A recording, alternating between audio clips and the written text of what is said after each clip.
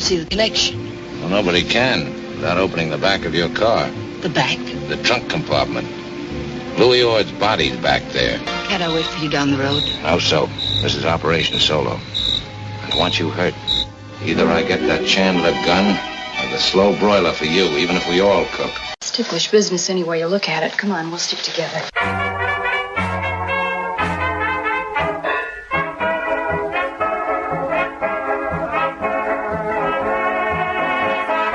It's Ticklish Business, the podcast devoted to honoring and deconstructing classic cinema. As always, I'm Kristen, joined once again by the lovely and amazing Samantha. Samantha, how are you? Great. I am so excited to talk about this movie. It's my favorite noir, so I'm surprised we haven't discussed it before. I almost said wow. No wow is going to be the theme for Noir-vember. Although I feel very, very afraid talking about this movie because I think you and I are going to be at very different ends of the spectrum if people read my Letterboxd review when I watched this. If we were too polite for a noir episode, we should be talking in harsh tones. Moxie. We need more moxie between the two of us. We're talking about 1947's Dead Reckoning and the career of Lizabeth Scott. Who better to talk about Lizabeth Scott than Alan Rohde himself? Alan, how are you? Couldn't be better. Kristen, Samantha, great to be here with you. Thanks for having me on. I appreciate it. It's always great to get to talk to you about anything, noir included. Samantha's been coming up with some killer episodes. I just need to reiterate how she makes my job incredibly easy in that I actually am not doing anything. It's just coming up with ideas and I do them. But Samantha, can you talk a little bit about how this film came into your life and Lizabeth Scott? Because I know that until we started talking about this, I knew of Lizabeth Scott, but I knew nothing else about her or this film. It's really hard to pinpoint exactly the first time that I saw this film. As you guys know, I've seen a ton of Humphrey Bogart films at this point, probably approaching 40, still not as many as I would like, but a decent amount. I even named my new dog Bogey. That's how much I love him. So Bogey, our unofficial Ticklish Business mascot. Exactly. I am trying to currently keep him pacified with chews. Dead Reckoning, I probably discovered more in the latter half. It definitely wasn't the first Bogart film I ever saw, but it wasn't the last. It struck me, something about it. I know we're going to talk about it. It's not a flawless movie. It's not an Oscar winner or even an Oscar nominee, but there's just something about the writing and the acting that I love, and I love the pairing of Bogart and Lizabeth Scott. Lizabeth Scott, really the stars are aligning with this recording because we're approaching Lizabeth Scott's centennial. We're approaching the 75th anniversary of this film. And of course, Alan's upcoming book about Lizabeth. So I'm just really excited that we're able to get all this together in one place and talk about it. That's great. I recently did a commentary on this movie, so fortunately I can remember some of that because it was somewhat recently. It's a really interesting film, but it's not the film that comes to mind when someone says, talk about a great Humphrey Bogart film. And no one is going to say, oh yeah, Dead Reckoning. It never comes up, but that doesn't mean that it's not worthy and that it has a lot of things to offer. One of the interesting things was the different stages that Humphrey Bogart was at in his career and Lizabeth Scott was in her career, and her own observations about working with Bogart and working on this movie were quite illuminating, quite interesting. And she gave a very detailed late in life interview, I think in the late 80s, and talked a lot about this movie, which was quite interesting, and how she got along with Bogart, whom she had a lot of respect for, obviously. This was her third or fourth movie, and by this time, Hal Wallis was starting to lend her out, and the comparison had already been drawn as Lizabeth was the threat, and comparing her to Bacall. And interestingly enough, at the beginning, Wallis kind of fought that. But of all the areas of filmmaking that Wallis was a master of, and he was a master of just about everything, publicity was one thing that he knew inside and out.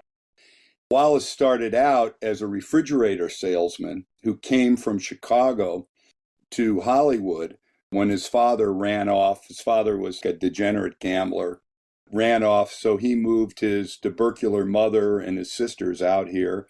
And his first job was managing the downtown Warner Theater in downtown LA. And from there, he ended up at Warner Brothers, and he was the director of publicity there. In fact, one of his early jobs was being the minder of Rin Tin Tin during the 1920s, who, by the way, was Jack Warner's favorite actor because Rin Tin Tin never asked for a raise and he never complained about the food in the commissary.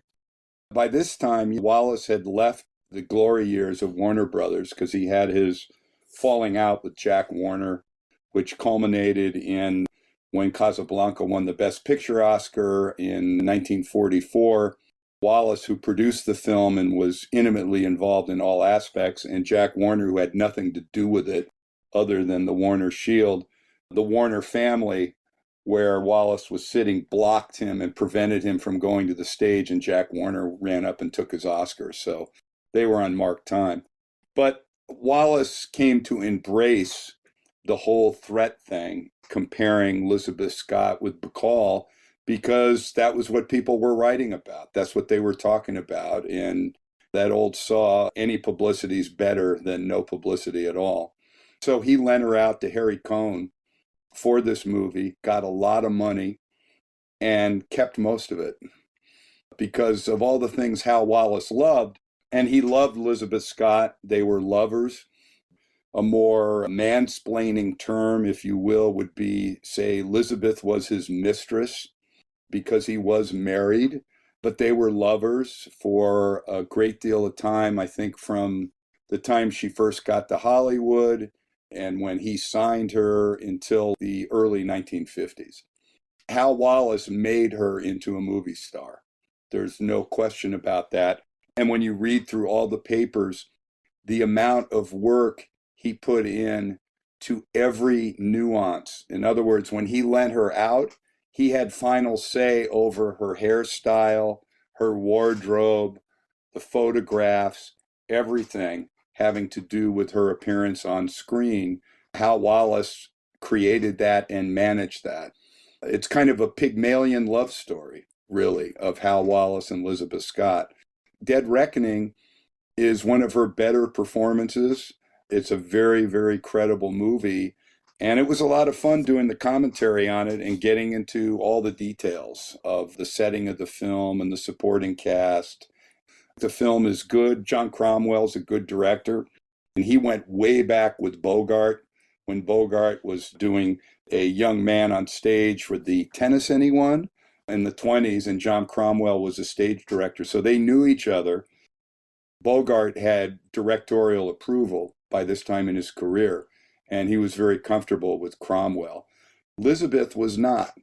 Lizabeth felt that Cromwell was more obsessed with, you missed your mark by 2 inches. He was very, very technical with her. Her whole life at this point was her career. So in retrospect, I don't think Cromwell was one of her favorite directors. There's so much to her performance in this movie. I'll say before we start deconstructing it, the movie itself did not work for me. Her performance in the movie is the highlight of the film. And I come to Lizabeth Scott from her later works. I remember seeing Too Late for Tears. That was one of the first ones I saw. You can see the comparisons, the surface level comparisons to Lauren Bacall. Both have very deep voices. Both are blonde. But yet I feel like Lizabeth Scott always played somebody that was a bit harder. And I don't necessarily know if that's true, but I feel like she could take a punch probably better than like Lauren Bacall could, or throw a punch better than Lauren Bacall. She seems sturdier. She certainly could take one from Dan Duryea in Too Late for Tears. Even the poster, he's slapping her around. I have the one sheet where the one sheet is Dan Duryea backhanding Lizabeth Scott, and she's falling backwards like this, and then the writing is, "Kid, you're in the big leagues now," or something like that. And when I introduced this some years ago at Union Station, one of the people at the LA Transit that sponsored this screening, along with several others that I was involved in, said, Alan, when you do your introduction, and I said, let me guess, you'd like me to put the whole thing of Dan Duryea slapping women into context. And she said, you understand exactly. I was able to do that. And I also had Dan Duryea's son there, Richard, which was fun. That's part of a era that is long gone and frequently has to be explained or put into historical context because it's 2022, not 1949.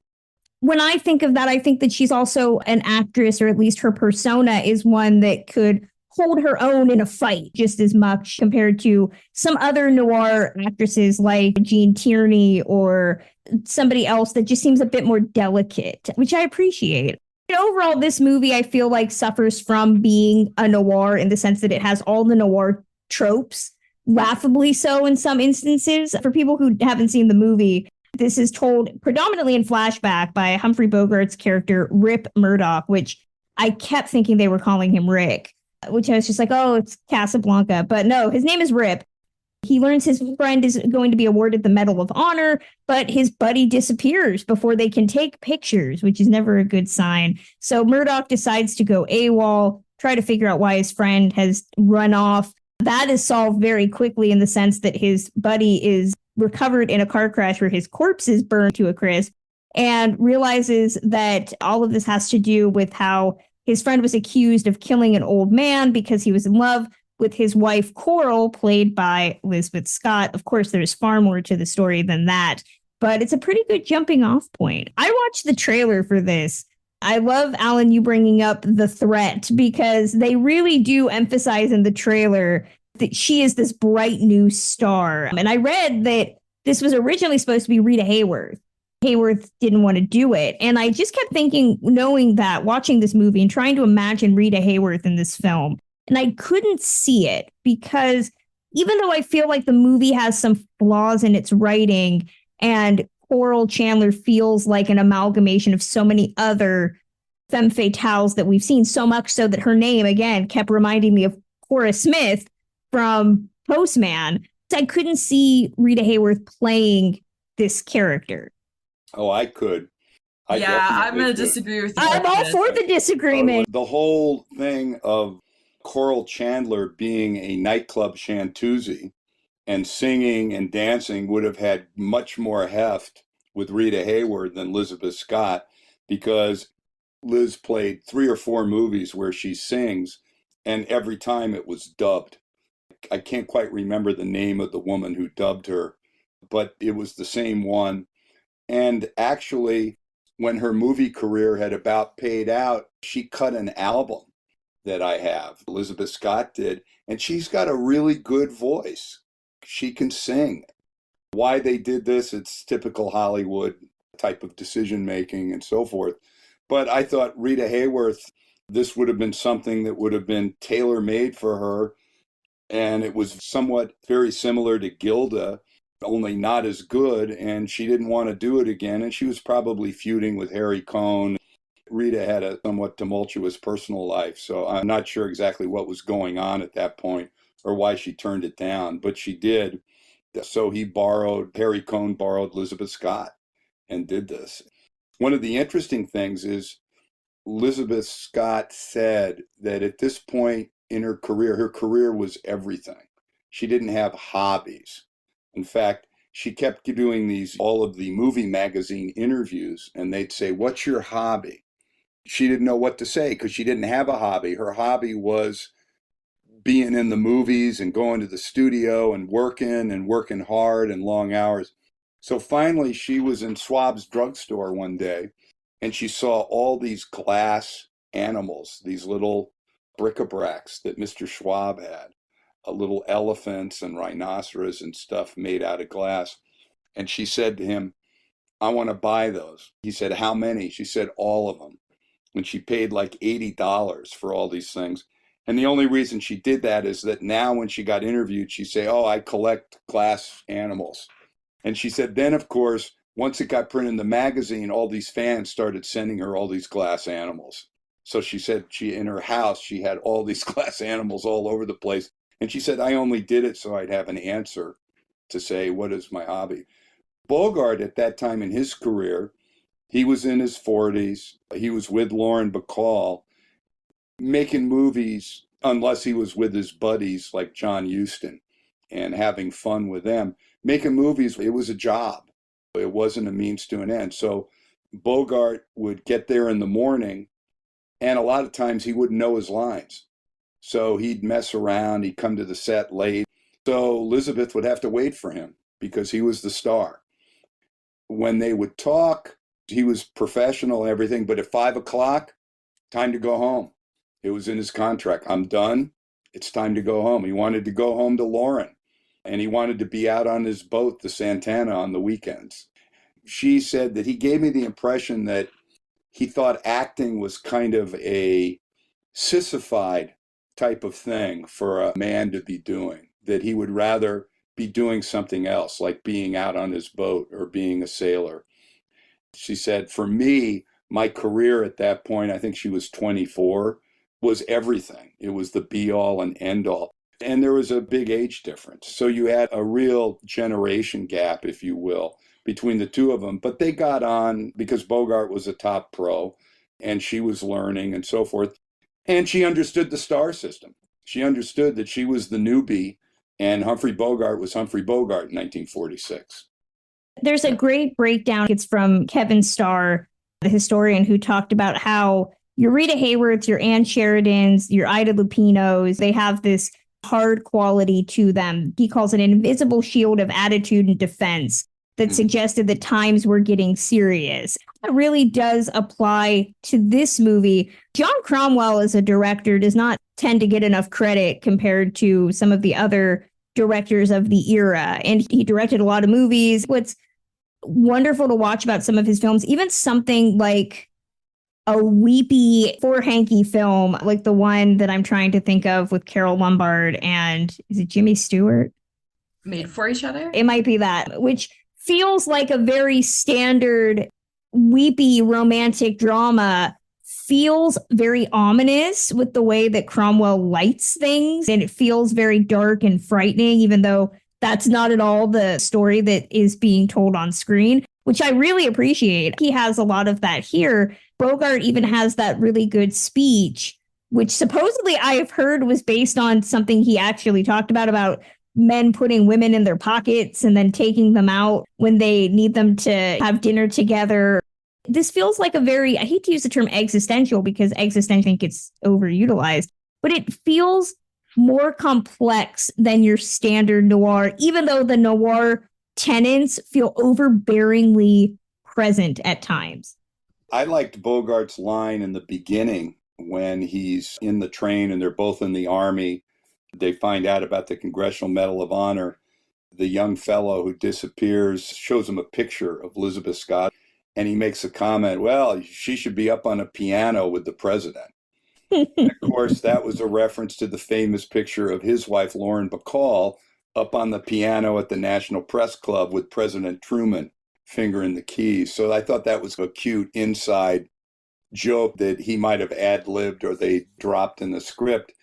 And then when he says, Cinderella with a husky voice, who would know more about women with husky voices than Humphrey Bogart at that point in his life? There was some of that insider dialogue stuff that appealed to me. There was a sense of humor. And then they're in the Gulf Coast. What is it called? Gulf City. So it's kind of like Biloxi, Mississippi, New Orleans. And then they're in a nightclub when there was no air conditioning and Lizabeth Scott's wearing a fur coat in the summer at Gulf Coast. Those little things. The noir tropes are all over the place, starting with the flashback, the noir nightclub with the sinister owner, with Morris Karnofsky, who was a great actor, by the way, a really good actor, and Marvin Miller as the dog heavy, the henchman with the white jacket. But I mean, that's all part of noir. We have to enjoy that. I certainly enjoy it. I love Humphrey Bogart in anything, but the thing that draws me the most to this particular film is definitely the writing And it's weird to say because it's definitely not permeated everybody's noir consciousness these days, even among a lot of noir fans.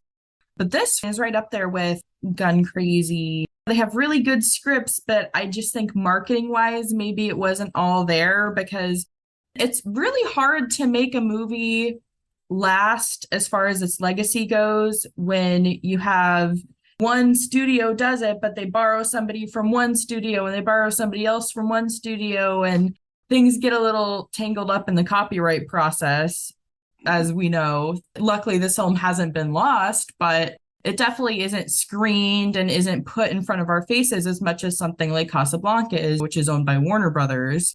That has a lot to do with this film's legacy, even though I think it's really good. I hate to say, and I really am afraid to say this in front of the Lizabeth Scott biographer, Lizabeth is the weak point of this film.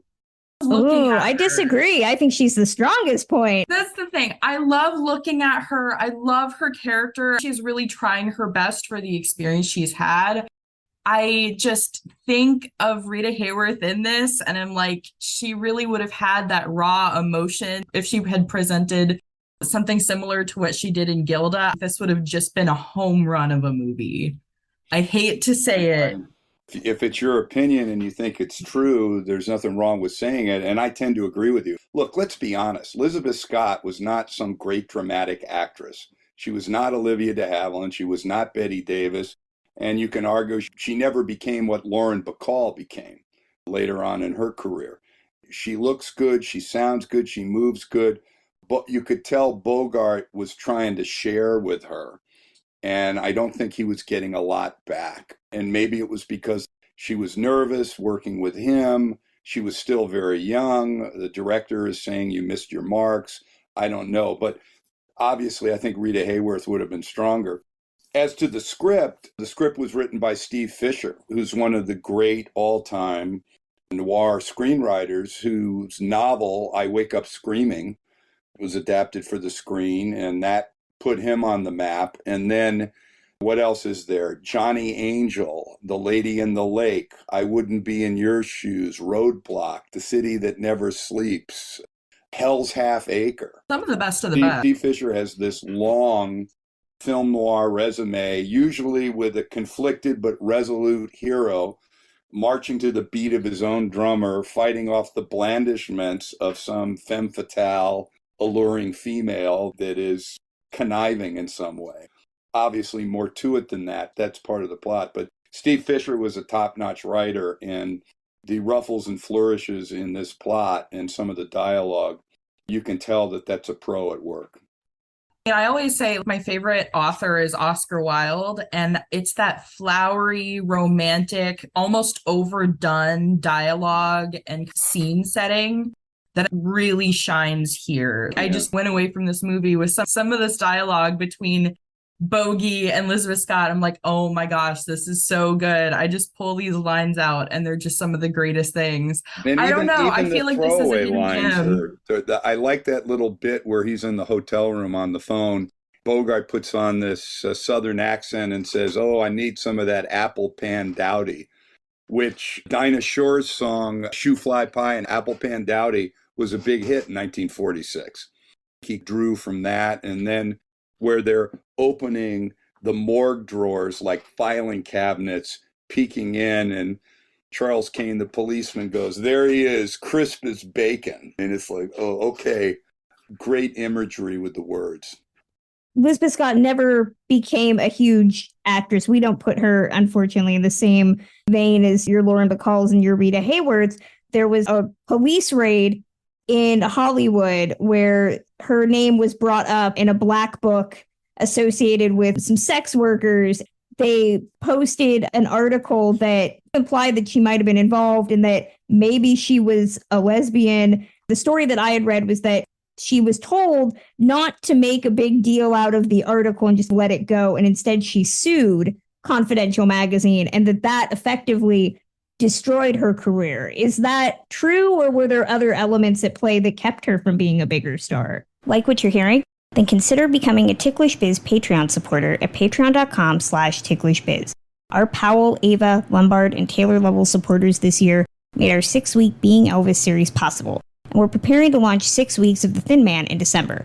We're also a quarter shy of hitting our goal of devoting an episode to the howler of a biopic, 1976's Gable and Lombard. Check out the Ticklish Biz community on Patreon at patreon.com/ticklishbiz. Back to the show. It's partially true. The Confidential magazine story was completely false. It was being used to try and shake her down. In other words, we won't print this if you give us somebody else. And in fact, the only thing that this vice cop, who was corrupt, claimed to have found in a black book was a phone number next to Lizabeth Scott, and the phone number was for a 20th Century Fox phone number. It wasn't her phone number. She wasn't even working there. It's all baloney. And as far as taking it easy and ignoring it, I don't know who would give her that advice, because Confidential was sued by Maureen O'Hara. They were sued by Robert Mitchum, and they eventually the publishers got knocked off of their petard, and the guy that was the publisher, he ended up shooting himself in the head in a taxi cab later on in life. There's been these stories that are legion that Lizabeth Scott was gay. And, in 2022, who cares whether anybody's gay or not? And the only reason we're talking about this is because it had an effect on her career and her life. What I've been able to find out is that she had a lot of male lovers and almost a husband, but I found no evidence that she was gay or any relationship that she had, for whatever that means. I had someone tell me that she's gay because socially she was always by herself in the late 40s. Well, if you're the girlfriend of a very powerful married man who's a producer during holidays, guess what? You're going to be by yourself a lot. Being the other woman finally wore her out, and she finally got tired of it, although she never lost any of her affection for Hal Wallace, because I've read some of the letters. The relationship with Hal Wallace, the relationship she had with several other men in her life, those are facts. This whole thing about her being gay, all I've been able to divine from that is just a bunch of talk. Now, does that mean that she wasn't bisexual or she wasn't gay? I don't know. But so far, I haven't found any evidence of that. I will say that the Confidential magazine thing certainly didn't help her career. But at that point, she was getting older. She was in her 30s. One of her last films was playing Elvis Presley's agent.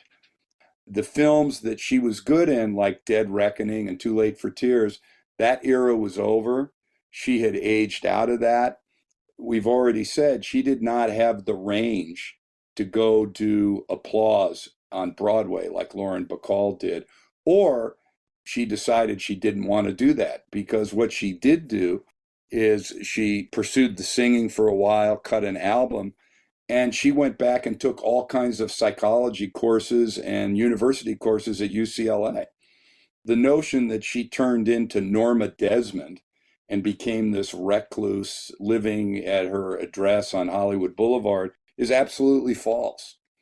She had a circle of friends, and she was very, very independent and very careful about stuff. She even made, what's the name of that book? The Film Encyclopedia by Ephraim Katz. Remember that when that was the Cat's Meow? And that came up, and it went into the Confidential magazine article. It also said she did commercials on TV for cat food. She took umbrage at this, wrote them a letter saying, you need to change this. This is not true. I've never done any TV commercials, certainly not for cat food. And the Confidential magazine thing, you brought it up out of context. It doesn't belong in my biography. And then she had a lawyer write the publisher a letter. They actually recalled the Film Encyclopedia, put in her biography that she wrote and approved and put in, because I don't know whether she was bluffing completely, but she was saying, if you don't do this, you're going to get sued. So they pulled it back and redid it. She was very sensitive about being portrayed in the way that Confidential magazine portrayed her. And from what I've been able to divine, the Confidential magazine thing was totally fictional.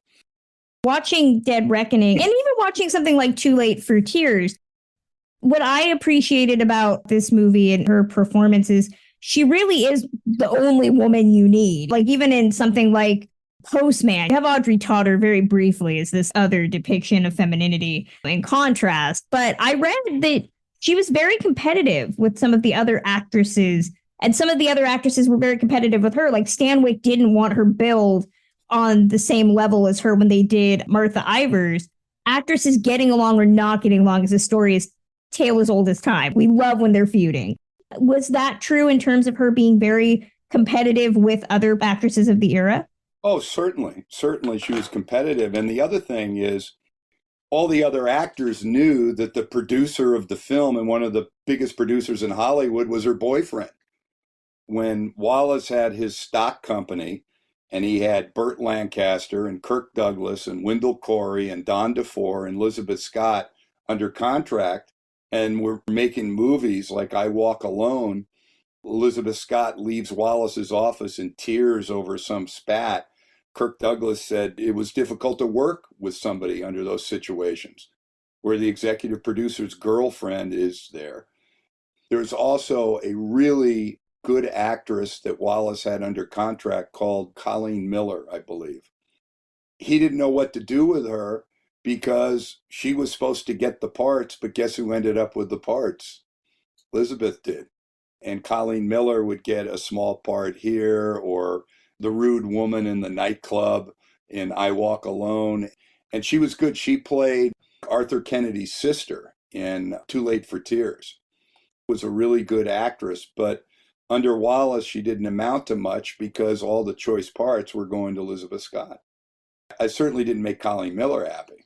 It's a unique double standard, I guess, is the term for it. You look at Norma Shearer being married to Irving Thalberg, and that brought not just choice roles, but this immense amount of respect. Maybe not from Joan Crawford. There was this respect and reverence for her being the wife of Irving Thalberg, whereas being the side piece of Hal Wallace probably didn't yield that same level of admiration. Right. That rightly or wrongly, fairly, unfairly, it was a very sexist society, particularly in Hollywood during the 1940s and 50s. One can say it still is. Women's roles were very, very prescribed.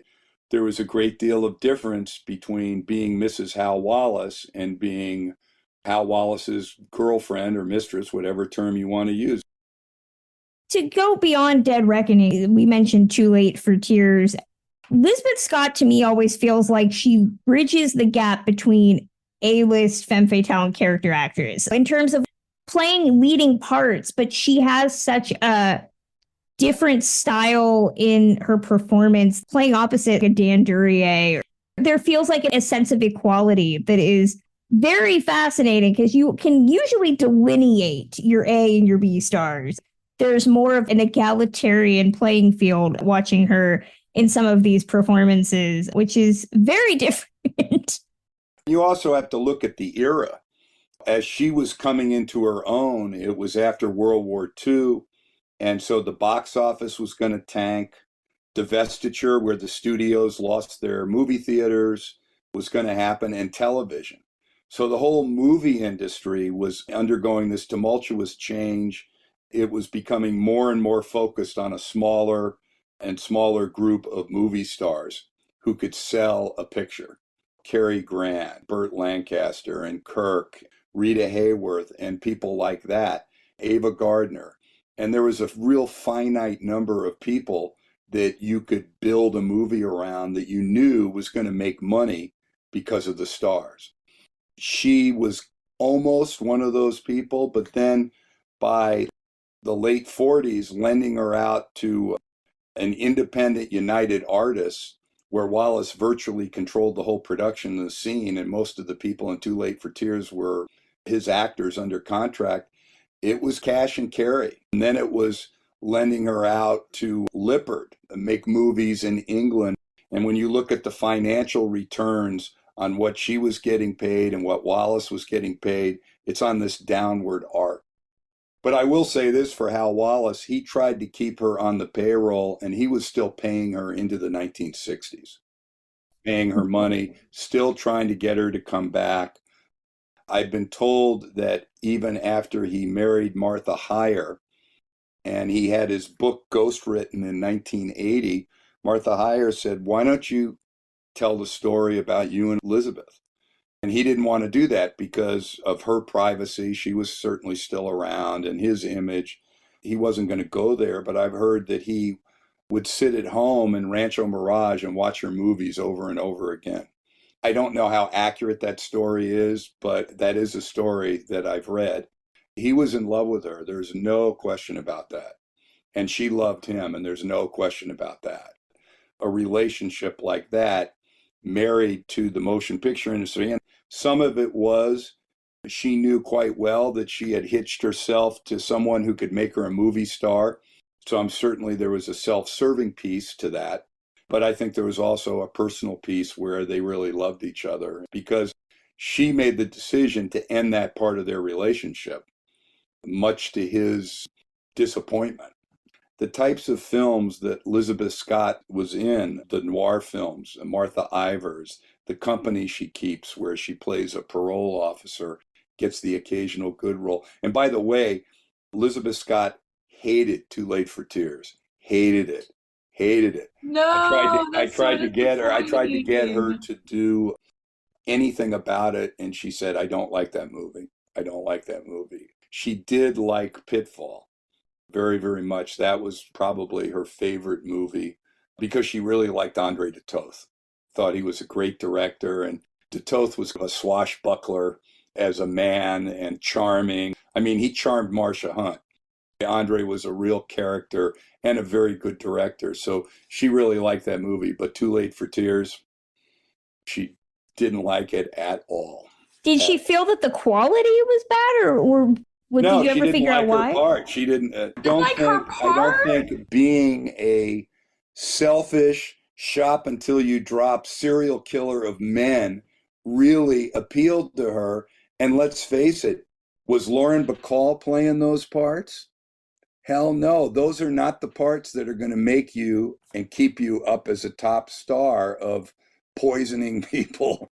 It's fun to watch, and maybe it's a stretch as an actor. She wanted to become and remain a movie star, and she wanted good parts.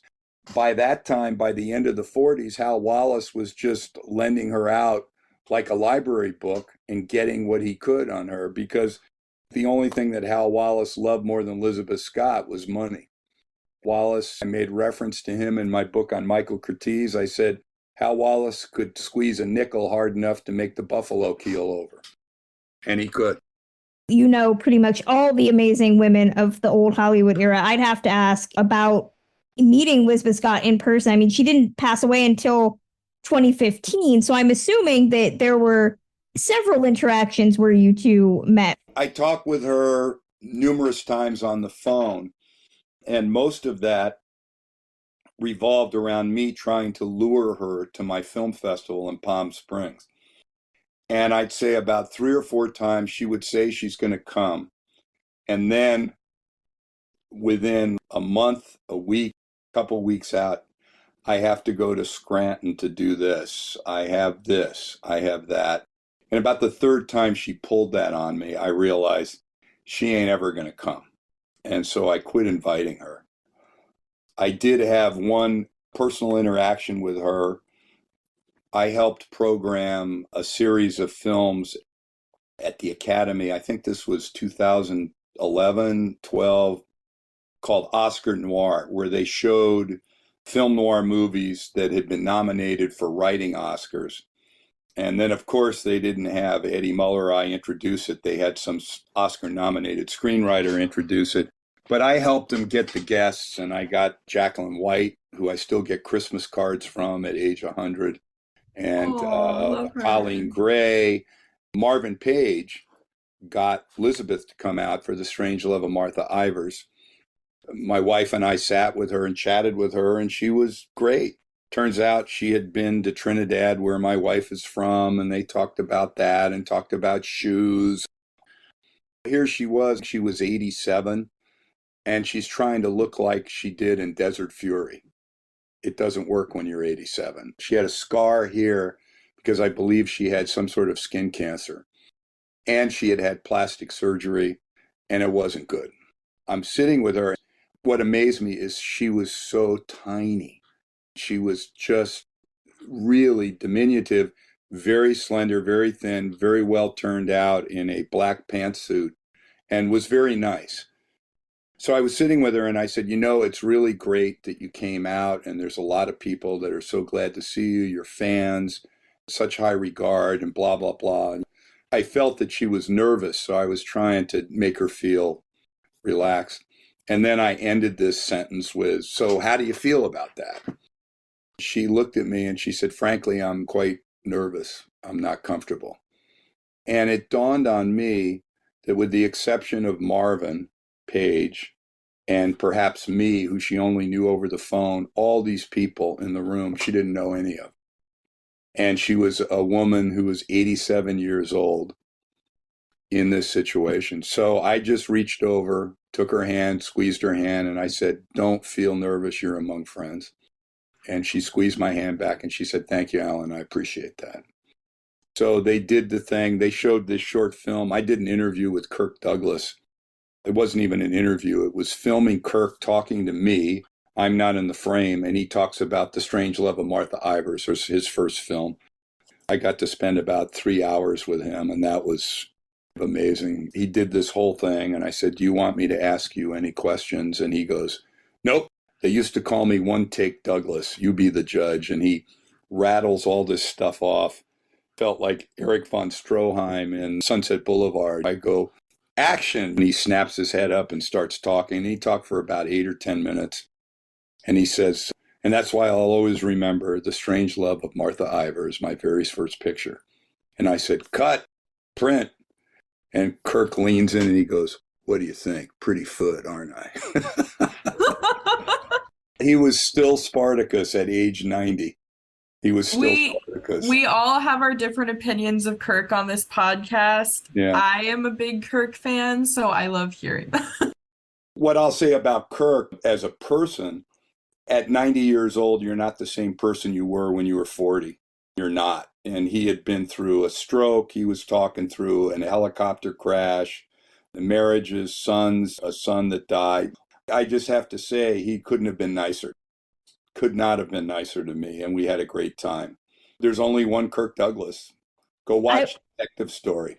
I will say, as the non-Kirk Douglas fan of the podcast, I have to appreciate that story. I can't not love it. Liz did her thing there, and it went okay, but it's this unique dichotomy where you have someone who retired and wants their privacy and has a circle of friends that is aging, and yet she stayed in the same house that I think Hal Wallace probably bought for her on Hollywood Boulevard and lived there from the late 40s until she died in 2015.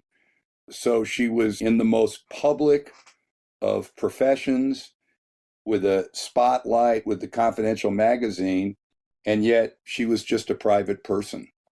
At that point, an 87-year-old woman that thought to meet the expectations of her fans, she needed to try to keep looking like Desert Fury in 1947 when she was in Technicolor and just absolutely a knockout.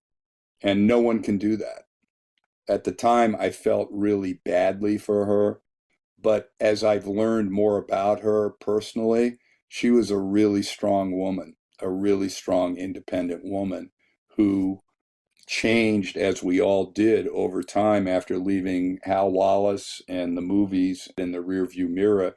She crafted a productive, comfortable life for herself. I have a lot of respect for that. I have to ask how the biography is coming, if you can give us any updates on it. Well, there's no updates. I'm organizing all my research material. I need to batten down the hatches and start writing, and I need to stop taking all these other jobs of doing all this other stuff that I do. When people come to you and they ask you to do stuff, and it's stuff that you love to do and that you know and you're good at and they're paying you, it's hard to say no. And I have another book that's coming out in probably February or March, a short book I wrote during the COVID lockdown about the movie Blood on the Moon and the noir Western and the origin of the noir Western, and Robert Wise and Robert Mitchum and Howard Hughes, RKO Pictures, and all of this stuff. And I had a lot of fun with that. It's a short book. It's probably about 150 pages, but I had a lot of fun with that. And that's coming out in a matter of several months. I'll keep working away on Liz. It'll get done. Remember, Michael Curtiz took me 6 years.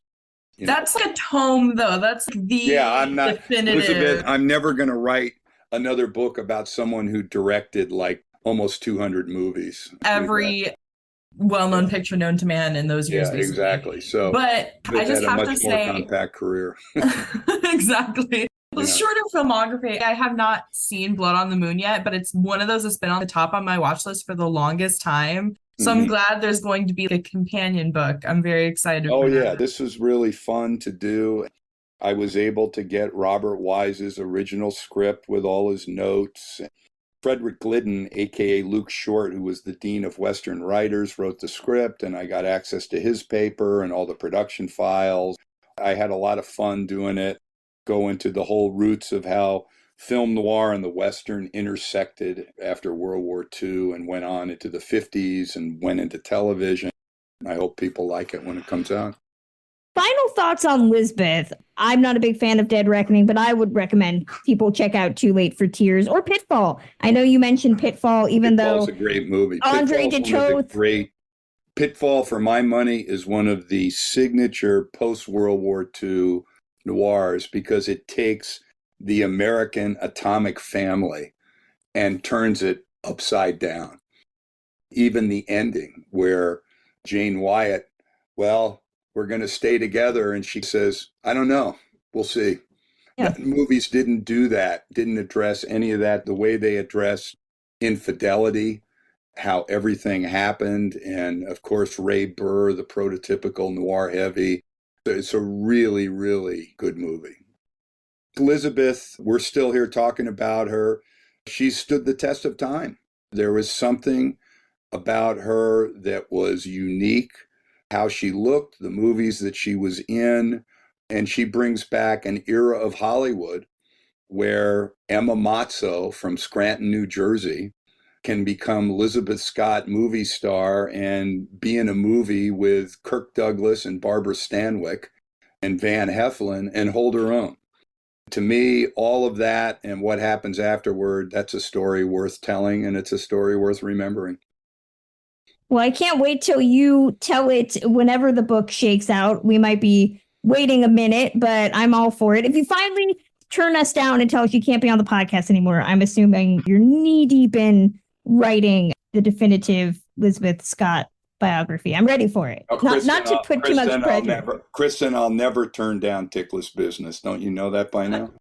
We love to hear that. Love to hear that. Please let fans know where they can find you online. Anything that they should be keeping an eye out for, other than the book you have coming out in February? You can find me online at www.alankrode.com, ALANKRODE.com. That's going to close out this edition of Ticklish Business. As always, you can find us on all podcast platforms, including Apple Podcasts, Spotify, and Stitcher Radio. We are on all social media platforms as well, including Twitter at ticklish_biz, Facebook and TikTok and Instagram at TicklishBiz. You can find me on Twitter at journeys_film. Please consider giving my upcoming book, But Have You Read the Book, a purchase wherever you get books. I also started a new newsletter on Substack called Christomania with a header designed by the wonderful Samantha, talking about what I'm watching, what I'm reading, adaptations that maybe aren't in the book that I just wrote, all sorts of fun stuff. So be sure to subscribe to that. Samantha, where are you online? You can mostly find me on Twitter at Classic Film Geek, but you can find my blog at musingsofaClassicFilmaddict.com, and you can find my Cooking with the Stars posts over at ClassicMovieHub.com. And if you want to help us out with your money, we have a bustling Patreon at patreon.com/ticklishbiz, where we are inching super close. We've gotten some great patrons this last month We thank all of them for their support. We're inching ever closer to finally talking about 1976's heinous biopic, Gable and Lombard. You know you want to hear us talk about James Brolin playing Clark Gable. In the meantime, we have all sorts of bonus content, including our recent Halloween episode of Double Features, where we talked about Village of the Damned, 1960 versus 1995. We're prepping to return to Christopher Reeve films in November with a look at Rear Window, both the Hitchcock film and the 1990s TV remake with Christopher Reeve that he made after his tragic accident, which is a very, very weird, interesting way to look at disability and remakes. That is all at patreon.com/ticklishbiz. We will be back in 2 weeks with a new episode. Till then.